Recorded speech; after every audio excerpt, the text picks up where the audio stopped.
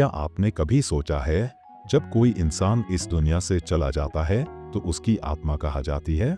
क्या सब कुछ खत्म हो जाता है या कुछ और होता है? चलिए आज जानते हैं कि मौत के बाद आत्मा का क्या होता है। हम सब जानते हैं कि शरीर एक दिन खत्म हो जाता है, लेकिन आत्मा, जो हमें जीने की शक्ति देती है, वो मरती नहीं है।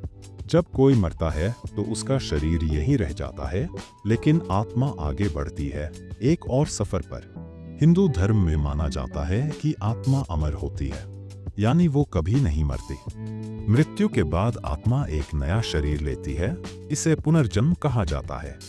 अगर हम अच्छे काम करें तो अगला जीवन अच्छा होता है, अगर हम गलतियां करें तो अगला जीवन कठिन हो सकता है। इस्लाम के अनुसार मरने के बाद आत्मा एक अलग दुनिया में चली जाती है, जिसे अलमे बर्ज़ख कहा जाता है। वहाँ आत्मा को सुकून या तकलीफ मिलती है, ये इस बात पर निर्भर करता है कि हमने जीवन में क्या किया। बौद्ध धर्म कहता है कि आत्मा एक ऊर्जा की तरह होती है जो बार बार जन्म लेती है। जब हम सभी इच्छाओं से मुक्त हो जाते हैं तब आत्मा को शांति मिलती है, इसे निर्वाण कहते हैं। विज्ञान के पास इस बारे में साफ जवाब नहीं है, पर कुछ वैज्ञानिकों और डॉक्टर्स का कहना है कि कुछ लोगों ने मरने के करीब जाकर ऐसे अनुभव किए हैं जो बताते हैं कि शायद आत्मा कहीं न कहीं जिंदा रहती है। तो सवाल है, क्या मौत के बाद सब कुछ खत्म हो जाता है? शायद नहीं। हर धर्म, हर सोच यही कहती है कि आत्मा का सफर तब शुरू होता है जब शरीर का अंत होता है।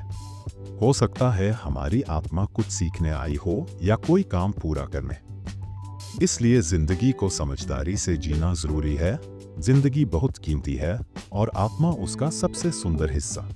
मौत एक अंत नहीं है, वो एक नया रास्ता है।